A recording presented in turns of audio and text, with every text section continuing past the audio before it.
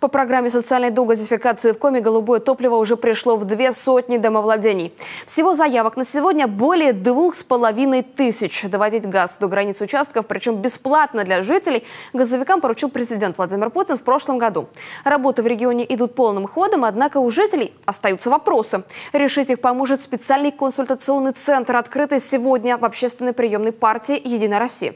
Ольга Коняева продолжит.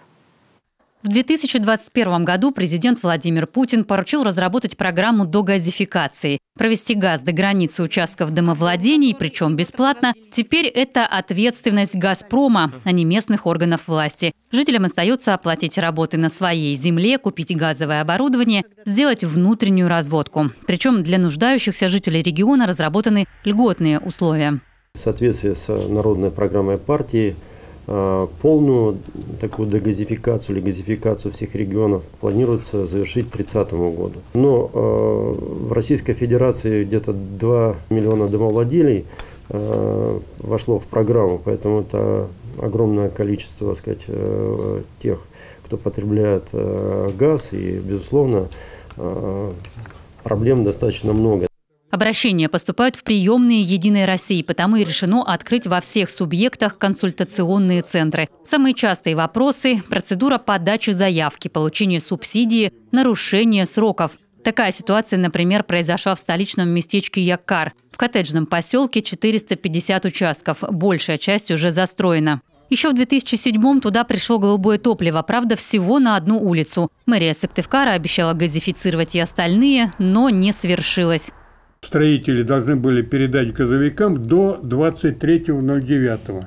На сегодняшний день вопрос не до конца не решен. Сейчас важно определить точные сроки догазификации поселка. В консультационном центре назначена новая встреча с подрядчиком и остальными участниками процесса. Физически большая часть работ выполнена, но испытание построенная труба пока не прошла. Пусконаладочная работа на оборудование, которое сопутствует газораспределительной сети, не проведено. В Коми на сегодня более 2600 заявок на догазификацию. Это строительство больше 200 километров газораспределительных сетей. Работы идут в активном режиме. У нас работают подрядчики как местные, так и из других регионов. Ресурсы как человеческие, так и технические достаточно для реализации этой задачи. Большинство, примерно 80% объема должны быть завершены и обеспечена техническая возможность подачи газа до границ земельного участка в 2022 году. Часть работ, примерно около 20%, должны быть завершены в 2023 году.